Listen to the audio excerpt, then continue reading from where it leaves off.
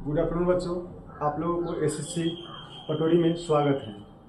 जैसा कि पिछले वीडियो में हम पढ़े थे पदार्थ और उसके वर्गीकरण के बारे में, आज हम लोग ठोस के बारे में पढ़ने वाले हैं। ठोस क्या है और उसके गुण के बारे में। जैसा कि हम पिछले दिन पढ़े थे, ठोस एक क्या है, पदार्थ की मुख्य अवस्था है, जिसके कण क्या होंगे, ये सभी के बारे में हम अभी देख रहे हैं यहाँ पे। जैसा कि अभी हम देख रहे हैं, ठोस अवस्था पदार्थ की तीन मुख्य अवस्था में से एक है।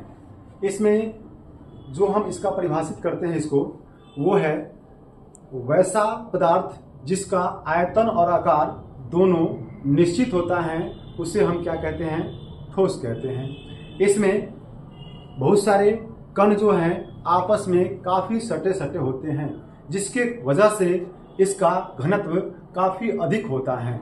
जैसे हम यहाँ पे अभी देख रहे हैं, इसकी आकार और आयतन दोनों निश्चित होती हैं। इसके ना तो आकार में परिवर्तन हम कर सकते हैं और ना ही आयतन में परिवर्तन कर सकते हैं। जितना स्थान एक स्थान पे घेरेगा उतना ही दूसरे स्थान पर भी वो घेरता है। दूसरे में आते हैं तो वो कहता है असंपीड्य है। जैसे अगर कोई पदार्थ को हम दबा सकते हैं तो इसका मतलब है कि वो संपीडित होते हैं। अगर हम उसको नहीं दबा सकते हैं तो वो क्या होते हैं, असंपीड्य होते हैं। और ठोस के बारे में अगर हम बात करें तो वो क्या है, असंपीड्य है। उसको हम दबा नहीं सकते हैं क्योंकि उसके कण जो होते हैं आपस में काफी सटे सटे होते हैं। कुछ कण अपवाद होते हैं बुआ, जैसे कहने का मतलब हो गया कि स्पॉन्ज, मिठाई जिसको हम लोग कहते हैं, पाव रोटी, ये सब को हम दबा सकते हैं, लेकिन उसे छोड़ने पर पुनः वो अपनी प्रारंभिक अवस्था में आ जाता है।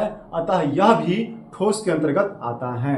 फिर हम आगे आते हैं जिसमें है उच्च घनत्व।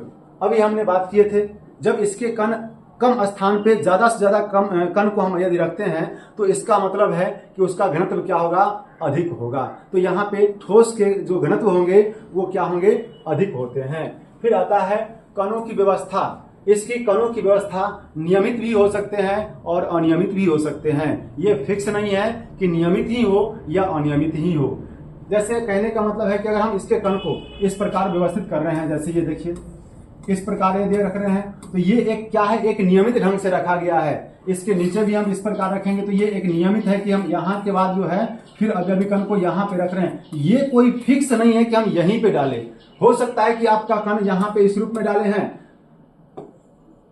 इस रूप में, और इसके बाद हम यहाँ पे बीच में डाल दें। हो सकता है कि यहाँ पे हम बीच में डाल दें। तो ये कोई फिक्स नहीं है कि ये नियमित तरीके से ही अवयवी कणों को व्यवस्थित किया जाए, अनियमित भी हो सकते हैं। फिर आगे कह रहा है कणों की व्यवस्था, फिर इसका वर्गीकरण है।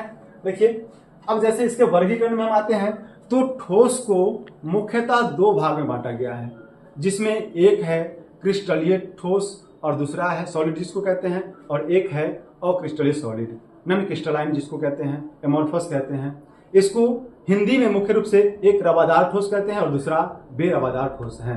एक रवादार, दूसरा बेरवादार। अब ये दोनों के बारे में हम लोग नेक्स्ट डे पढ़ेंगे। आज के लिए